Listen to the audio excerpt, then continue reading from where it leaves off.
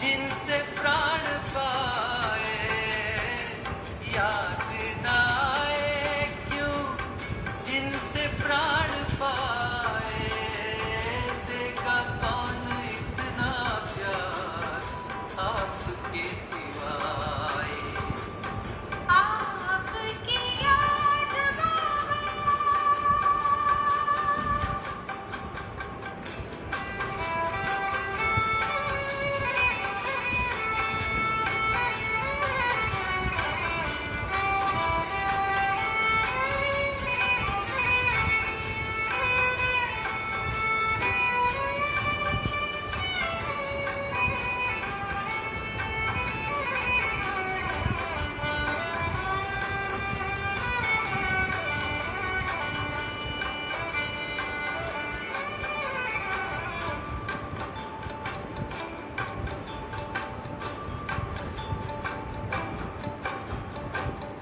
पहले दीवार नानी आपने कमाल किया, व्यक्त होके सेवा और भी विशाल की।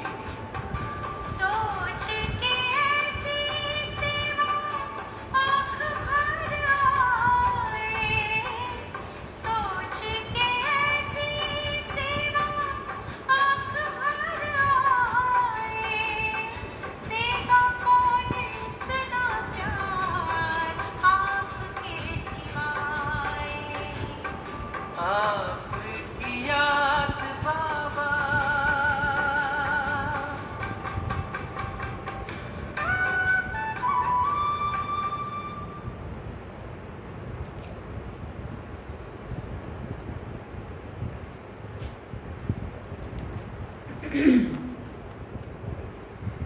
ओम शांति। बाबा गुड मॉर्निंग। आज बाबा के 29 मई 2024 के महावाक्य हैं। बाबा ने सार में कहा, मीठे बच्चे, याद से याद मिलती है। जो बच्चे प्यार से बाप को याद करते हैं उनकी कशिश बाप को भी होती है, या बाबा को भी हमारी याद पहुंचती है। बाबा ने प्रश्न पूछा, तुम्हारे परिपक्व अवस्था की निशानी क्या है? उस अवस्था को पाने का पुरुषार्थ सुनाओ। बाबा ने उत्तर में कहा, जब तुम बच्चों की परिपक्व अवस्था होगी तो सब कर्मेंद्रियाँ शीतल हो जाएंगी, कर्मेंद्रियों से कोई उल्टा कर्म नहीं होगा, अवस्था अचल अडोल बन जाएगी। इस समय की अडोल अवस्था से 21 जन्म के लिए कर्मेंद्रियां वश में हो जाएंगी। इस अवस्था को पाने के लिए अपनी जांच रखो, नोट करने से सावधान रहेंगे। योग बल से ही कर्मेंद्रियों को वश करना है, योग ही तुम्हारी अवस्था को परिपक्व बनाएगा। ओम शांति। ये है याद की यात्रा। सभी बच्चे इस यात्रा पर रहते हैं। सिर्फ तुम यहाँ नज़दीक में हो। जो जहाँ भी हैं बाप को याद करते हैं वो ऑटोमेटिकली नज़दीक आ जाते हैं। जैसे चंद्रमा के आगे कोई सितारे बहुत नज़दीक होते हैं, कोई बहुत चमकते हैं, कोई नज़दीक कोई दूर भी होते हैं। देखने में आता है ये स्टार बहुत चमकता है, ये बहुत नज़दीक है, ये तो चमकता ही नहीं है। तुम्हारा भी गायन है, तुम हो ज्ञान और योग के सितारे।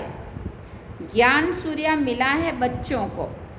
बाप बच्चों को ही याद करते हैं जो सर्विसेबल बच्चे हैं। बाप है सर्वशक्तिमान। उस बाप को याद करते हैं तो याद से याद मिलती है। जहाँ जहाँ ऐसे सर्विसेबल बच्चे हैं तो ज्ञान सूर्य बाप भी उन्हों को याद करते हैं। बच्चे भी याद करते हैं। जो बच्चे याद नहीं करते उनको बाप भी याद नहीं करते। जो बच्चे याद नहीं करते, बाबा को अगर हम याद नहीं करेंगे तो बाबा भी हमें क्यों याद करेगा, है ना। फिर बाबा ने कहा, उनको बाप की याद भी नहीं पहुंचती है, याद से याद ज़रूर मिलती है। बच्चों को भी याद करना है। बच्चे पूछते हैं, बाबा हम आपको याद करते हैं, बाबा आप हमको याद करते हो। बच्चे बाबा को पूछ रहे हैं। बाबा कहते हैं, क्यों नहीं, इस रीति बाप को क्यों याद नहीं करते। जो जास्ती पवित्र हैं और बाप से बहुत प्यार है तो कशिश भी ऐसे करते हैं। हर एक अपने से पूछे कि हम कहाँ तक बाबा को याद करते हैं। एक की याद में रहने से फिर ये पुरानी दुनिया भूल जाती है। बाप को ही याद करते करते जाकर मिलते हैं। अब मिलने का समय आया हुआ है। ड्रामा का राज भी बाप ने समझाया है। बाबा आते हैं, आकर बच्चों को अपना रूहानी बच्चा बनाते हैं। पतित से पावन कैसे बनो सो सिखाते हैं। बाप तो एक ही है, उनको ही सब याद करते, परंतु याद सबको नंबरवार अपने अपने पुरुषार्थ अनुसार मिलती है। चुंबक तो सबको खींचने के लिए ही बैठा है, लेकिन जितना जितना हम अपनी कट को साफ करते जाएंगे उतना उतना वो चुंबक ऑटोमेटिकली खींचता जाएगा। बाबा ने कहा जितना बहुत याद करेंगे वो जैसे कि सामने खड़े हैं। कर्मातीत अवस्था भी ऐसे होनी है। जितना याद करेंगे कर्मेंद्रियां चंचल नहीं होंगी। कर्मेंद्रियां चंचल बहुत होती है ना, इसको ही माया कहा जाता है। कर्मेंद्रियों से कुछ भी खराब कर्म ना हो। यहाँ योग बल से कर्मेंद्रियों को वश करना है। वो लोग तो दवाइयों से वश करते हैं। बच्चे कहते हैं बाबा ये क्यों नहीं वश होती हैं।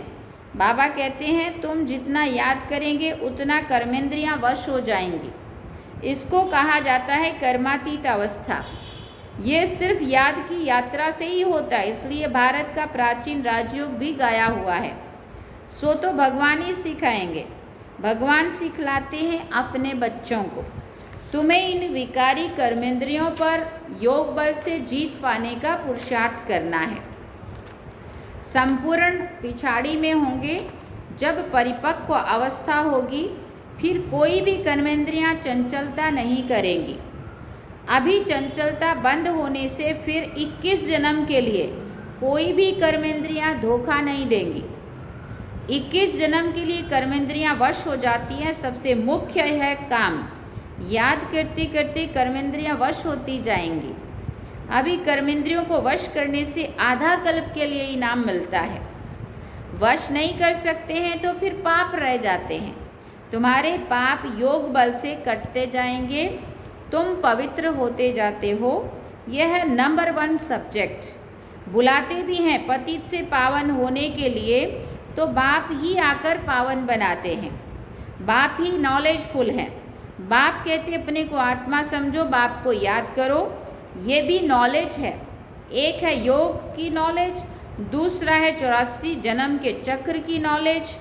2 नॉलेज हैं, फिर ज़रूर धारण करने हैं। फिर बाबा ने कहा फिर ज़रूर दैवी गुण भी धारण करना। फिर उसमें दैवी गुण ऑटोमेटिकली मर्ज हैं। बच्चे जानते हैं हम मनुष्य से देवता बनते हैं, तो फिर दैवी गुण भी ज़रूर धारण करने हैं। अपनी जांच करनी है। नोट करने से अपने ऊपर सावधान रहेंगे। अपनी जांच रखेंगे तो कोई भी भूल नहीं होगी। बाप खुद कहते मामेकम याद करो, तुमने ही मुझे बुलाया है, क्योंकि तुम जानते हो बाबा पतित पावन है। जब वो आते हैं तब ही ये डायरेक्शन देते हैं। अब ये डायरेक्शन पर अमल करना है आत्माओं को। तुम पार्ट बजाते हो इस शरीर द्वारा, तो बाप को भी ज़रूर इस शरीर में आना पड़े। ये बहुत वंडरफुल बातें हैं। त्रिमूर्ति का चित्र कितना क्लियर है। ब्रह्मा तपस्या करके ये बनते हैं। ब्रह्मा तपस्या करके ये बनते माना विष्णु बनते। फिर 84 जन्मों के बाद ये बनते माना फिर से ब्रह्मा बनते। ये भी बुद्धि में याद रहे कि हम ब्राह्मण सो देवता थे, फिर 84 का चक्र लगाया, अब फिर देवता बनने के लिए यहाँ आए हैं। जब देवताओं की डायनेस्टी पूरी हो जाती है तो भक्ति मार्ग में भी बहुत प्रेम से उनको याद करते हैं। अब वो बाप तुमको ये पद पाने के लिए युक्ति बताते हैं। याद भी बहुत सहज है, सिर्फ सोने का बर्तन चाहिए। जितना पुरुषार्थ करेंगे उतनी पॉइंट्स इमर्ज होंगी।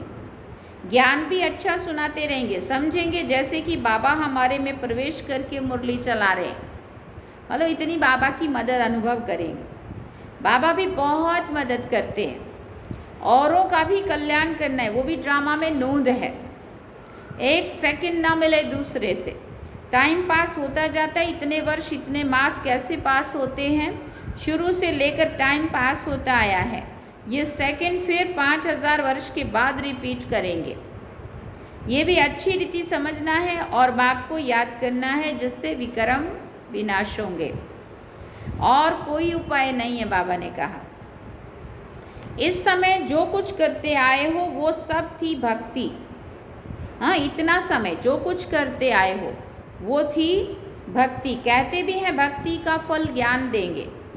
हाँ, भक्ति का फल भगवान देंगे। क्या फल देंगे, कब और कैसे देंगे, ये कुछ भी पार्ट का पता नहीं है। बाप जब फल देने के लिए आवे तब लेने वाले और देने वाले इकट्ठे हों।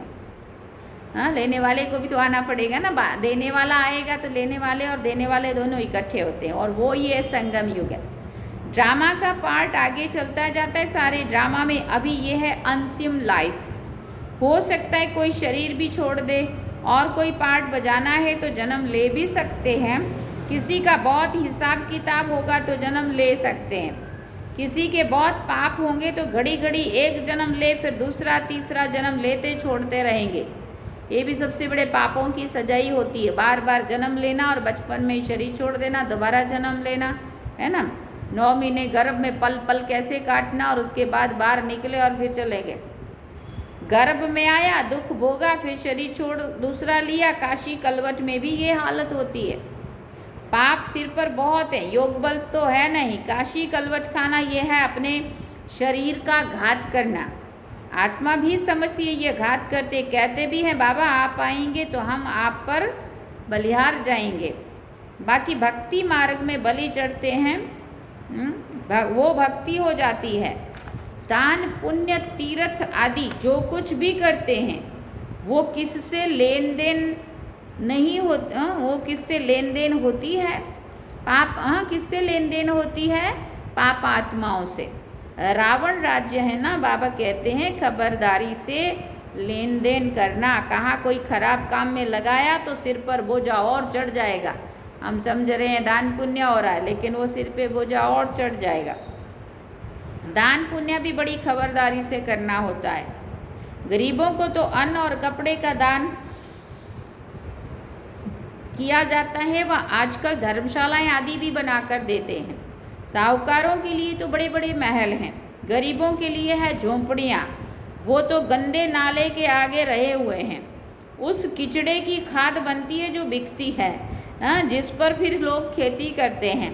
सतयुग में तो ऐसे ऐसे कीचड़े आदि पर खेती नहीं होती है। वहाँ तो नई मिट्टी होती है। उनका नाम ही है पैराडाइज, हेवन। नाम भी गाया हुआ है, पुखराज परी, सबज परी, रत्न है ना। कोई कितना सर्विस करते हैं, कोई कितनी करते हैं, कोई कहते हैं हम सर्विस नहीं कर सकते हैं। बाबा के रत्न तो सभी हैं, परंतु उसमें भी नंबरवार पुरुषार्थ अनुसार हैं जो भी पूजे जाते हैं। पूजा होती है देवताओं की। भक्ति मार्ग में अनेक पूजाएं होती है, वो सब ड्रामा में नोंद है, जिसको देखकर मज़ा आता है। हम एक्टर्स हैं। इतना समय, इस समय तुमको नॉलेज मिलती है, तुम बहुत खुश होते हो। जानते हो भक्ति का पार्ट है। भक्ति में भी बड़े खुश होते हैं। गुरु ने कहा माला फेरो, बस उस खुशी में ही फिरते रहते। कुछ प्राप्ति क्या हो रही है, नहीं हो रही है, किस स्वरूप में टिकना है, बैठना है, वो नहीं पता है। गुरु ने कहा माला फेरो, ये मंत्र जाप कर लो, बस हो गया। समझ कुछ भी नहीं है। शिव निराकार है, उनको भला दूध पानी आदि क्यों चढ़ाते, मूर्तियों को भोग लगाते हैं, वो कोई खाती थोड़ी है। भक्ति मार्ग का विस्तार कितना बड़ा है।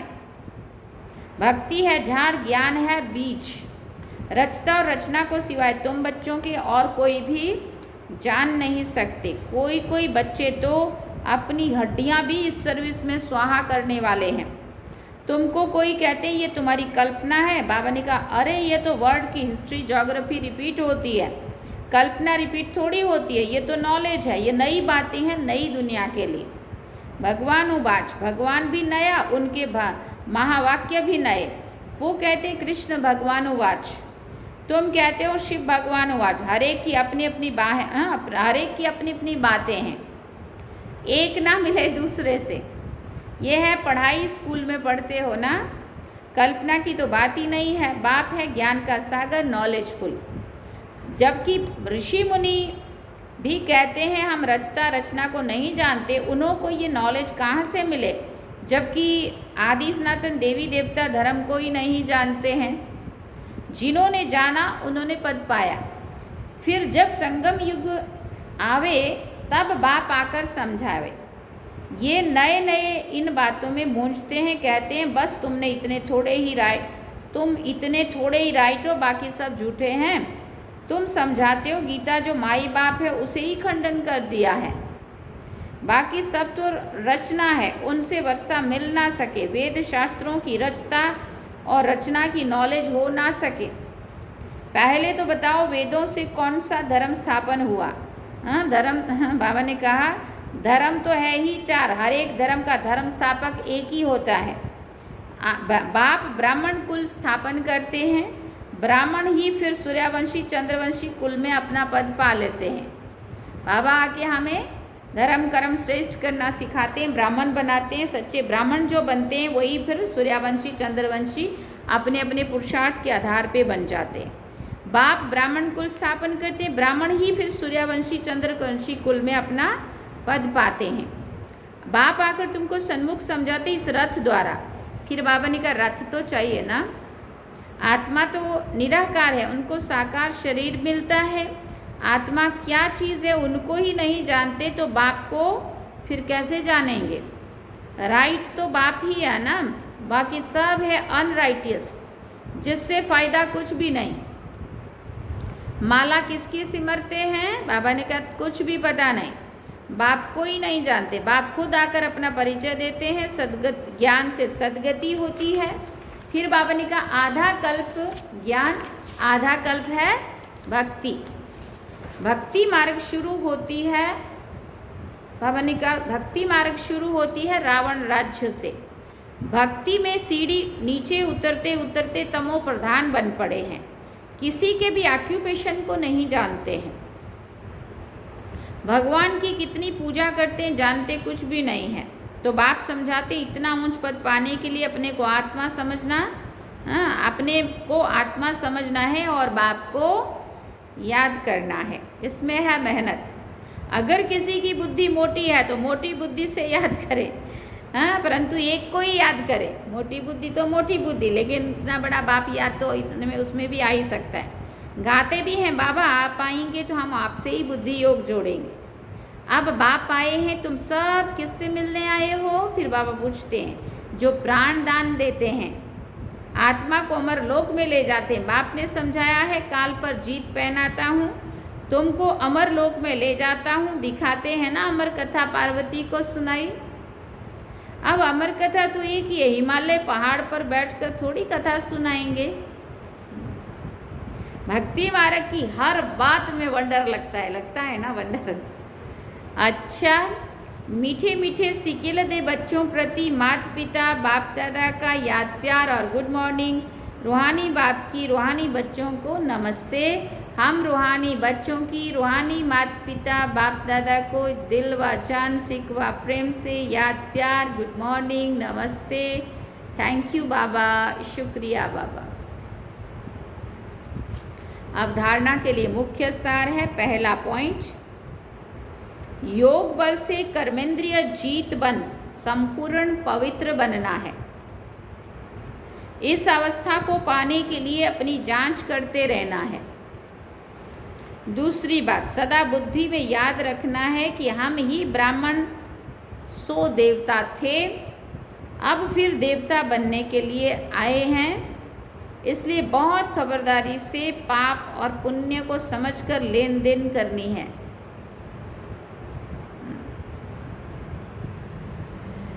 वरदान में बाबा ने कहा सर्व सत्ताओं को सहयोगी बनाए, प्रत्यक्षता का पर्दा खोलने वाले सच्चे सेवाधारी भव। सर्व सत्ताओं को सहयोगी बनाए, प्रत्यक्षता का पर्दा खोलने वाले सच्चे सेवाधारी भव। प्रत्यक्षता का पर्दा तब खुलेगा जब सब सत्ता वाले मिलकर कहेंगे कि श्रेष्ठ सत्ता ईश्वरीय सत्ता आध्यात्मिक सत्ता है, तो यही एक परमात्म सत्ता है। सभी एक स्टेज पर इकट्ठे हो ऐसा स्नेह मिलन करें।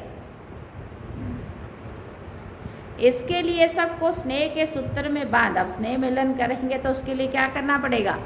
इसके लिए सबको स्नेह के सूत्र में बांध समीप लाओ, सहयोगी बनाओ। ये स्नेह ही चुंबक बनेगा जो सब एक साथ संगठन रूप में बाप की स्टेज पर पहुंचेंगे। तो अब अंतिम प्रत्यक्षता के हीरो पार्ट में निमित्त मात्र बनने की सेवा करो, तब कहेंगे सच्चे सेवाधारी। स्लोगन में बाबा ने कहा, सेवा द्वारा सर्व की दुआएं प्राप्त करना ये आगे बढ़ने की लिफ्ट है। सेवा द्वारा सर्व की दुआएं प्राप्त करना ये आगे बढ़ने की क्या है? लिफ्ट है। अच्छा, ओम शांति। सार में बाबा ने कहा, मीठे बच्चे, याद से याद मिलती है। जो बच्चे प्यार से बाप को याद करते हैं उनकी कशिश बाप को भी होती है। इसके लिए बाबा ने कितना अच्छी अच्छी बातें पक्की कराई कि दोनों तरफ से होता है। अगर बच्चे बाप को याद करेंगे तो बाप भी बच्चों को याद करेगा, क्योंकि याद से याद मिलती है। आज दुनिया में भी देखो आप, अगर हमारी याद पावरफुल होती है ना, तो हम यहाँ बैठे बैठे अगर किसी को याद कर रहे हैं, हमने उनको फ़ोन भी नहीं किया, हमने उनको बुलाया भी नहीं, और वो अचानक मिलने के लिए आके खड़े हो जाते हैं। और फिर हम कहने लगते, ओ आपको तो मैं याद कर रहा था, आपका कैसे आना हमें पता भी नहीं है वो आ रहा है। लेकिन याद से याद एक इंसान की इंसान को पहुंच सकती है, तो वो तो भगवान, उसको तो सूक्ष्म से सूक्ष्म भी पहुंचती है ना। इसलिए बाबा ने कहा, याद से याद मिलती है। जो बच्चे प्यार से बाप को याद करते हैं, बाप उनकी कशिश बाप को भी होती है। तो ये बात को हमें पक्का करना है कि हम जितना जितना बाबा को याद करेंगे उतना उतना याद से याद पूछेगी, बाबा भी हमें याद करेंगे। बाबा कहते, बच्चे मुझे क्या पूछते हैं कि बाबा आप हमको याद करते हो, तो बाबा क्या कहेगा, तुम मुझे जितना याद करोगे उतना ही मैं भी आपको याद करूँगा, मुझे भी उतनी ज़्यादा कशिश होगी, है ना। तो कशिश हम चाहेंगे कि बाबा अपने आप ही खींचा रहेगा हमारी तरफ, तो उसके लिए कहा ना, जो सुई पे कट होगी तो वो कभी भी चुंबक अपनी तरफ नहीं खींचेगा। तो अब कट को हमें अपने अंदर की कट को उतारना, अपने को साफ़ करना है, अपने को ऐसे सुई साफ़ कर देना है जो चुंबक ऑटोमेटिकली हमें अपनी तरफ खींचे, है ना। तो ये थे बाबा की आज के महावाक्य। अब हम चलते हैं बाबा की याद में। ओम शांति।